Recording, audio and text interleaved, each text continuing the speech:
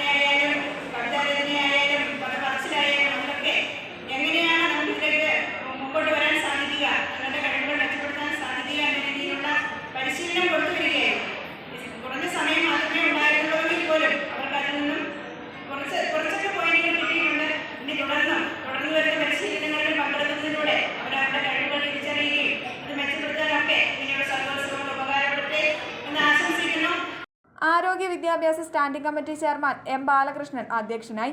യുവ കവയിത്രി സന്ധ്യ പലേരി മുഖ്യാതിഥിയായി. സുനിൽ കുന്നരു കുട്ടികൾക്കുള്ള സർട്ടിഫിക്കറ്റ് വിതരണം ചെയ്തു.